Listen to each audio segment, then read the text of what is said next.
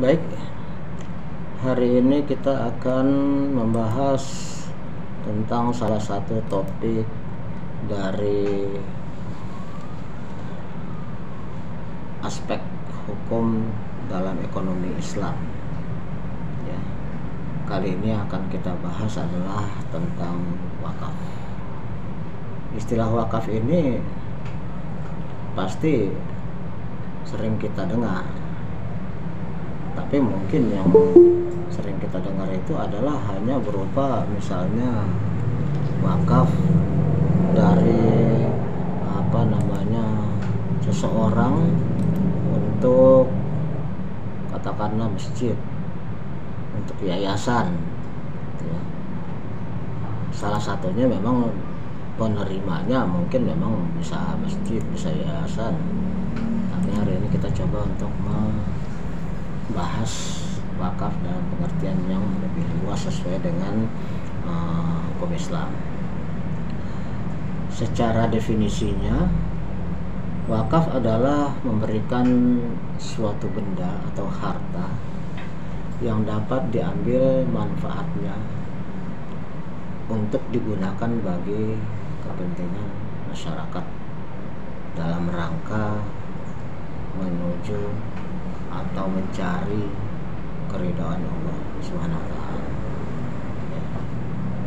Bentuk-bentuk yang kita kenal selama ini misalnya wakaf adalah pemberian satu kapling tanah misalnya seluas sekian yang akan digunakan untuk kepentingan misalnya pembangunan masjid atau pembangunan sekolah ya, atau untuk gedung suatu panti asuhan ya.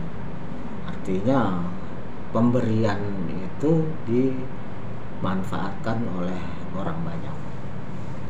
Tujuannya tentu adalah dalam rangka menuju atau mencari keridhaan Allah. Oleh karena kan kita tahu bahwa di dalam Islam itu diajarkan bahwa jika seorang manusia itu sudah mati, idza mata ibnu Adam, jika seseorang anak Adam itu sudah mati, in qata'a amaluhu, selesailah semua, terputuslah semua amal ibadah.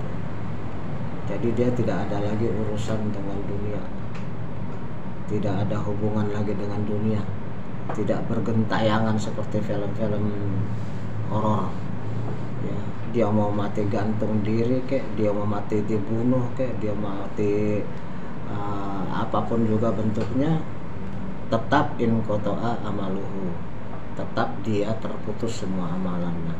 Kan dalam hadis itu tidak disebutkan kecuali ya, berarti semua jenis kematian bagi seorang manusia itu berarti in qata'a amaluhu, terputuslah semua amalannya. Illa min salas, kecuali, nah kecualinya bukan kecuali bagi orang yang mati dengan cara tertentu ya, kecualinya itu adalah untuk masalah terputusnya amal ibadahnya itu. Artinya ada yang tidak terputus, ada yang tetap mengalir, yaitu tiga hal.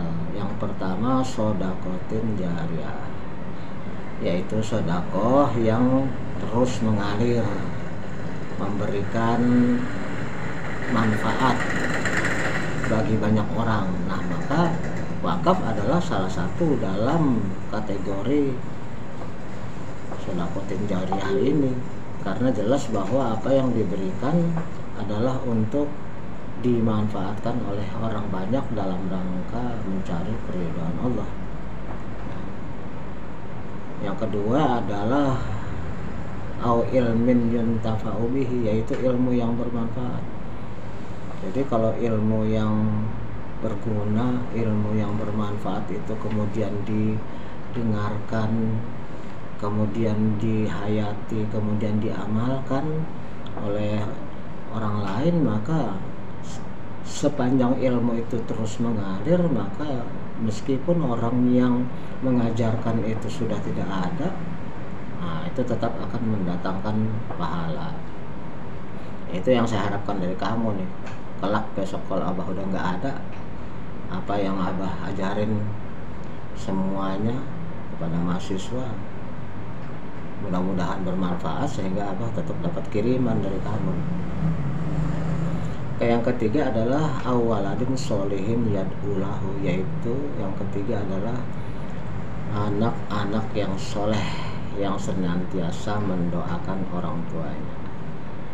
Maka anak yang soleh tentu akan terbentuk juga oleh proses yang soleh dong. Mustahil kalau anak yang soleh itu lahir dari anak yang dibiayai, dinafkahi dengan uang hasil nyopet, dengan uang hasil korupsi, dengan uang hasil garong, ya. Biarpun pencopet, rampok, garong itu pasti juga punya harapan mudah-mudahan anaknya itu menjadi anak yang soleh. Mana ada copet atau garong atau bajingan yang paling tengik sekalipun itu berdoa atau ngomong sama anaknya, "Nak, kamu nanti besok jadi pencopet yang lebih ahli ya dari bapak. Nak, kamu besok jadi koruptor yang lebih ganas ya dari bapak." Nggak ada, mana ada seperti itu. Tetap saja dia mendoakan mudah-mudahan kamu akan menjadi anak soleh, tidak seperti bapak ini udah terlanjur kan gitu. Tapi kita tahu bahwa anak yang soleh tidak mungkin lahir dari proses yang tidak soleh, ya kan. Hasil uang yang dari perbuatan-perbuatan yang tidak sesuai dengan jalan Allah ya tidak mungkin menghasilkan anak yang seperti yang didoakan tadi. Oke, kembali ke laptop. Wakaf itu adalah merupakan suatu pemberian atau pengalihan kepemilikan dari satu pihak kepada pihak lain, ya. Wakaf ini juga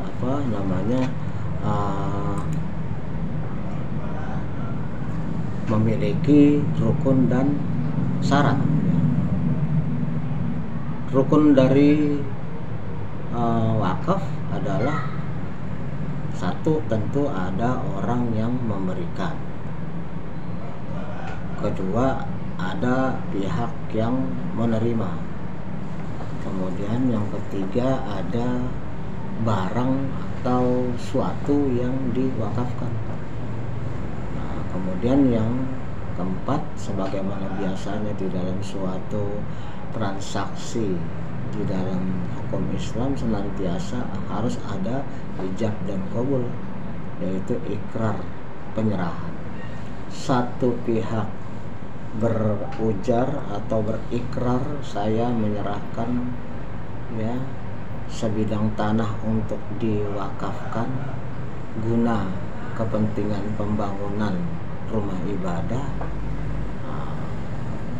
maka pihak yang lain akan berikrar, saya menerima wakaf dari seseorang itu yang berbentuk tanah untuk dimanfaatkan untuk sebagai rumah ibadah, ya, dan berjanji akan menjaganya sebaik mungkin.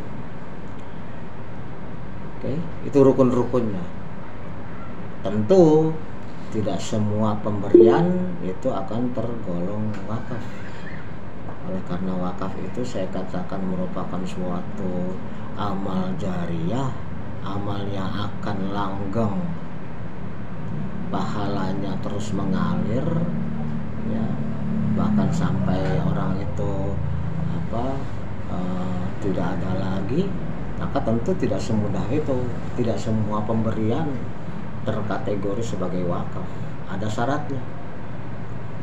Yang pertama adalah yang memberikan wakaf itu berhak atas perbuatan itu.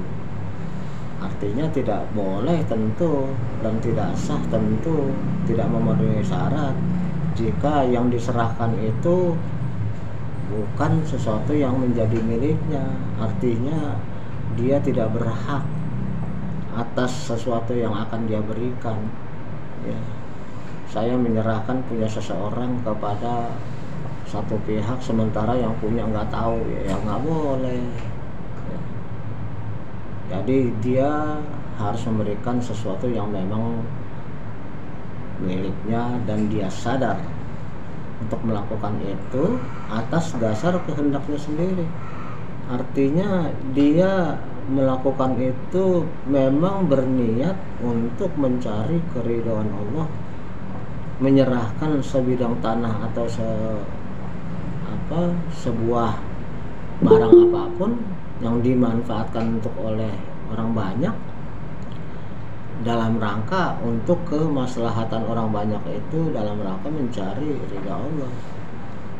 Berarti dia tidak melakukan itu atas dasar katakanlah karena dibujuk-bujuk, karena intimidasi, karena dipaksa dan sebagainya. Tentu tidak memenuhi syarat kalau penyerahan itu dilakukan bukan atas kesadaran ataupun kehendaknya sendiri. Kehendak dan kesadaran itu kan bukan manusia yang tahu ya. Kita tahunya ada orang menyerahkan satu tanah kepada orang lain, perkara niat kan mana kita tahu. Di mata kita orang itu menyerahkan sebidang tanah yang dia katakan untuk masjid, untuk pembangunan rumah ibadah, untuk pembangunan panti asuhan dan sebagainya. Di dalam ikrarnya mungkin dia ucapkan seperti itu, tapi kan nggak ada yang tahu niatnya sebenarnya untuk apa. Ya, artinya dia harus sadar dan berkehendak itu memang benar-benar karena niatnya mencari keridhaan Allah, bukan karena misalnya dalam rangka pamer, dalam rangka ngambil hati orang lain gitu. Kan biasanya kalau dalam masa-masa menjelang pemilu tuh rame tuh, ini 2024 awal itu sudah pemilu lagi tuh kita. Sekarang 2002 udah menjelang akhir, menjelang pertengahan lah ya, di pertengahan semester pertama udah hampir habis, nanti semester kedua dari 2022 akan masuk. Nah, dalam jangka waktu yang kurang dari 2 tahun itu pasti banyak tuh orang yang berikrar menyerahkan ini dan itu untuk masyarakat dengan catatan kalau nggak kepilih saya ambil lagi. Nah itu kan berarti jelas bukannya wakaf, jelas karena niatnya itu bukan mencari keridhaan Allah tapi ingin mendulang suara, sehingga kalau suaranya ternyata tidak dapat dan dia tidak terpilih, maka tanpa malu-malu dengan sadar juga, dengan kehendaknya sendiri juga diambil lagi gitu. Jadi soal niat itu kembali kepada Allah, apakah itu benar-benar menjadi suatu pemberian yang terkategori wakaf atau hanya nobody knows but Allah. Tidak ada orang yang tahu, hanya Allah yang tahu gitu. Kita mah taunya fisiknya aja, ada penyerahan, ada ikrar, mungkin ada dokumen yang ditandatanganin, ada sertifikatnya dan sebagainya. Terus kemudian ternyata Allahu alam juga apakah kemudian memang dia di sana mendapatkan jariah yang mengalir atau ternyata sia-sia karena dia ternyata tidak memang berniat untuk mendapatkan keridhaan Allah, yaitu urusan dia lah gitu. Syarat yang kedua adalah orang yang menerima wakaf itu jelas. Ini seperti saya sering ulang-ulang sama dengan syarat perjanjian di dalam KUH Perdata. Artinya orang yang menerima, ya, orang yang memberi itu harus orang-orang yang memang merupakan orang-orang yang cakap ya. Orang yang cakap dalam arti memiliki kapabilitas, memiliki kewenangan, memiliki kompetensi, kesehatan jiwa dan raga ya, untuk melakukan suatu perbuatan. Berarti orang yang menerima juga harus merupakan suatu pihak yang jelas dalam arti mungkin maksudnya adalah orang ini memang terrecord, tercatat, terekam sebagai orang yang memiliki suatu sifat amanah. Kan nggak mungkin juga kita menyerahkan tanah wakaf untuk dijadikan rumah ibadah kepada seseorang yang kita tahu tukang tipu, yang kita tahu itu pembohong, Kita tahu itu orang suka korup, ya nggak mungkin. Berarti jelas di sini juga orang yang menerima itu kita sudah tahu karakternya, kebiasaannya, budi pekertinya, akhlaknya, termasuk ketaatannya juga. Ya, kita berikrar untuk menyerahkan itu dengan niat kepada Allah.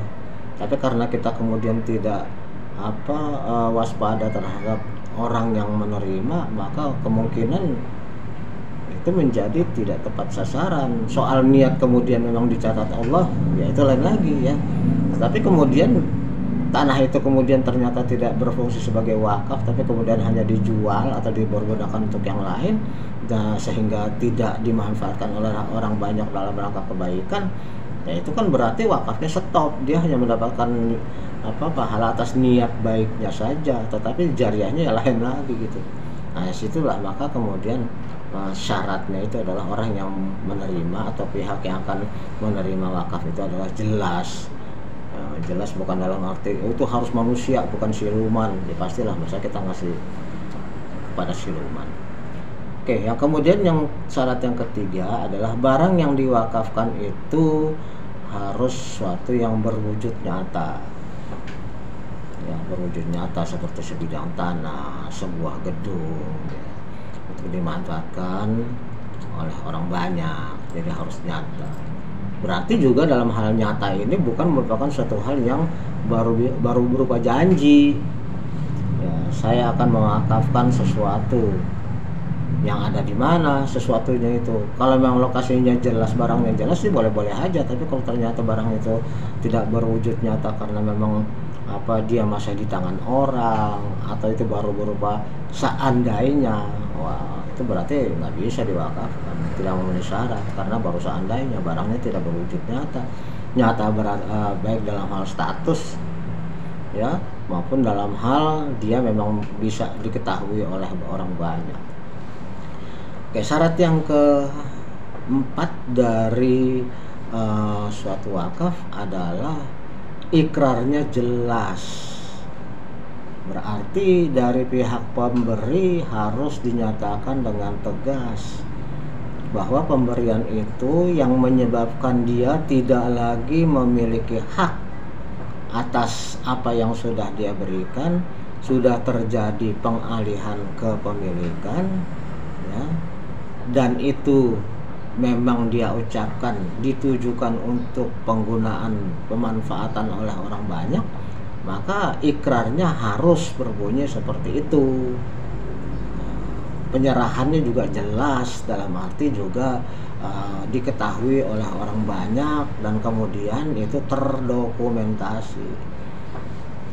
Kita tahu secara hukum kenegaraan saja, kalau suatu katakanlah properti atau suatu sebidang tanah itu sudah diwakafkan lalu kemudian sudah disertifikatkan, ada sertifikatnya dari Kementerian Agama, maka itu tidak bisa diperjualbelikan. Artinya apa? Artinya kalau ternyata dari pihak keluarga orang yang mewakafkan itu ternyata membatalkan gitu. Misalnya si A dia menyerahkan sebidang tanah untuk pembangunan gedung sekolah atau masjid atau musola. Ya, seiring dengan perjalanan waktu, tanah yang tadinya dianggap tidak terlalu memiliki nilai tinggi, lalu kemudian karena pesatnya pembangunan nilainya yang tadinya hanya 10.000 20.000 per meter tiba-tiba melonjak menjadi puluhan juta, sehingga membuat anak-anak keturunannya menjadi atau dia sendiri menjadi berbalik pikiran dan ingin membatalkan wakaf itu. Ya, kalau wakaf itu kemudian sudah terdokumentasi penyerahannya dan sudah dilegalkan, sudah diketahui, sudah disertifikasi oleh pihak pemerintah, maka itu tidak bisa lagi diganggu-gugat. Ya, tidak bisa diganggu-gugat lagi, dalam arti itu sudah milik negara, dalam artian sudah jadi milik umat, bukan lagi milik perorangan. Maka kemudian seandainya, tapi kayaknya nggak pernah terjadi dan mudah-mudahan jangan sampai terjadi, bahwa suatu masjid, suatu musola karena kemudian menjadi sepi, orang entah pada kemana, nggak ada lagi jemaahnya, ya, terus kemudian pengen dijual tuh tanahnya, musolahnya pengen dijual, tapi itu sudah berupa wakaf, sudah dikeluarkan sertifikatnya, nggak ada lagi bisa dijual, tidak ada lagi bisa dialihkan fungsinya kalau dia sudah tersertifikat. Meskipun kemudian dalam realitasnya mungkin tempat itu sudah tidak lagi dipergunakan untuk ibadah, ya, tidak lagi dipergunakan untuk kemaslahatan orang banyak, terbengkalai, udah seperti tempat uji nyali, tempat uka-uka, tetap tidak bisa diperjualbelikan, dia menjadi milik negara. Maka kemudian dalam wakaf biasanya memang ada yang disebut sebagai nazir. Nazir itu adalah pengurus, dan nazir itu sendiri harus dikuatkan dengan dengan akte notaris. Jadi tidak bisa nazir itu kemudian berdasarkan pengangkatan dari Pak RW misalnya, pengangkatan dari ketua DKM. Nah, diangkatlah nazir dari tanah wakaf berupa sebidang tanah yang berupa masjid dan sebagainya. Ya, itu harus ada suatu tim pengurus yang disebut nazir, ya, yang itu harus dikukuhkan oleh sertifikat atau akte notaris. Jadi masjidnya sendiri sudah berupa tanah wakaf, pengurusnya juga, para nazirnya juga sudah dikuatkan dengan akte notaris. Nah, itu sudah kuat, ya. Sehingga meskipun katakanlah terjadi penggusuran dan sebagainya, maka nazir inilah yang akan mengurus. Tentu dia juga sadar bahwa apapun yang dia lakukan itu adalah bertanggung jawab kepada Allah, karena itu tanah wakaf, bukan tanah dia, sifatnya bukan lagi milik pribadi, tapi tanah milik umat, milik orang banyak. Jadi meskipun dia nazir, dia tidak punya wewenang untuk melakukan penjualan. Yang mungkin adalah terjadi ruslah, biasanya tukar guling. Nah, ini terjadi juga di tempat saya nih, kampung saya dulu. Ya, dulu kampung saya itu walaupun di tengah kota, tapi kan zaman tahun 60-an sampai 70-an masih rendah nilainya.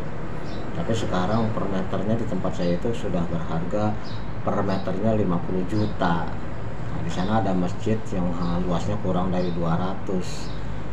Tapi kalau katakanlah cuma 100 meter aja udah kali 50 juta, berapa? 10 miliar kan.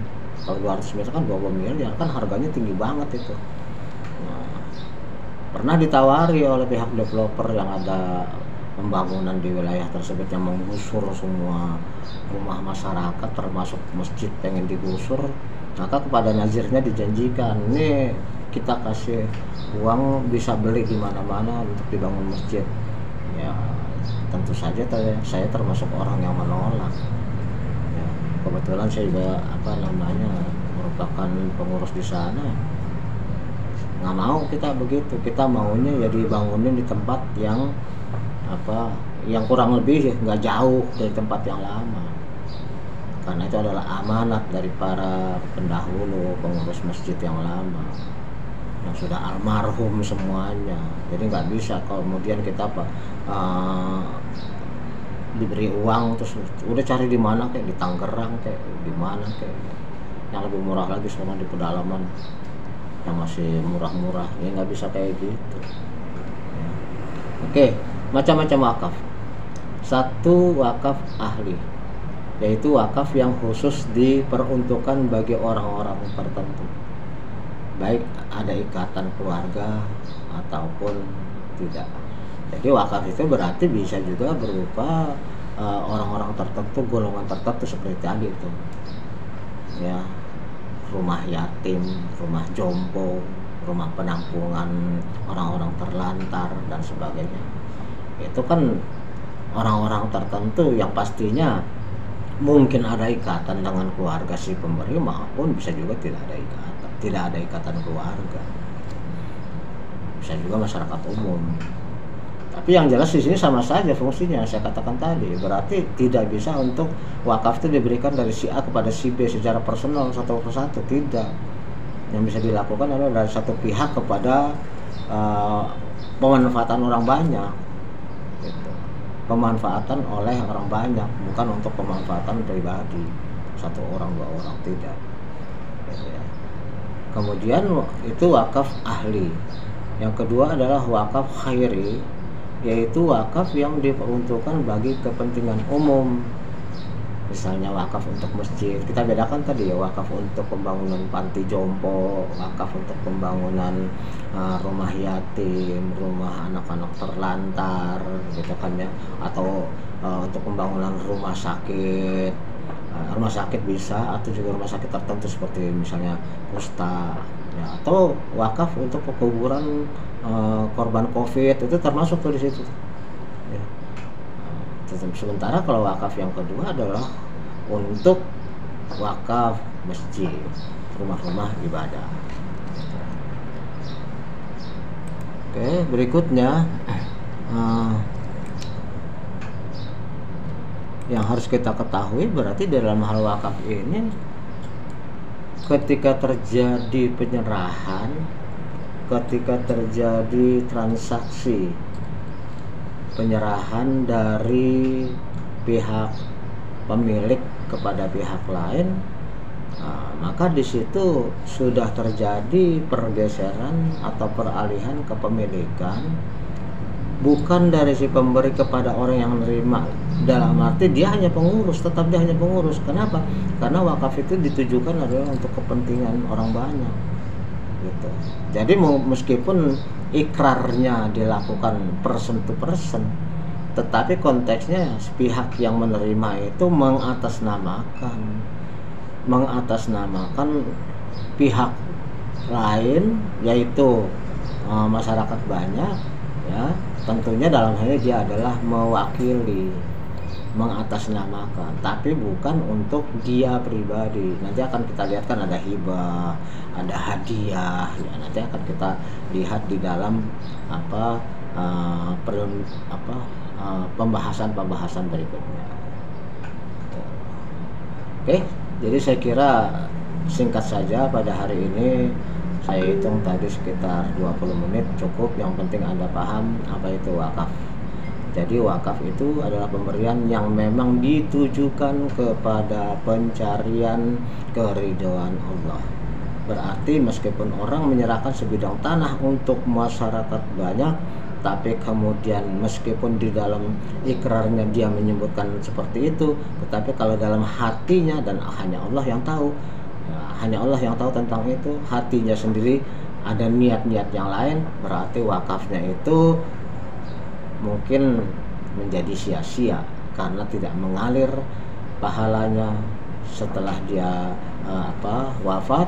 Padahal sebenarnya itu yang diharapkan, tapi ada terselip niat lain, niat mencari nama, niat untuk menginginkan suatu, ingin dipilih, ya, dan sebagainya, itu berarti percuma. Maka sangat besarlah, sangat mulialah orang-orang yang memiliki niat untuk menyumbangkan propertinya ataupun tanahnya untuk kepentingan orang banyak, dan dia pasti mendapat keberuntungan karena meskipun dia itu sudah tidak ada, tetapi pahalanya tetap mengalir kepadanya. Saya kira demikian yang bisa saya sampaikan pada hari ini. Mudah-mudahan ada manfaatnya. Saya akhiri dengan ucapan wabillahi taufik wal hidayah. Wassalamualaikum warahmatullahi wabarakatuh.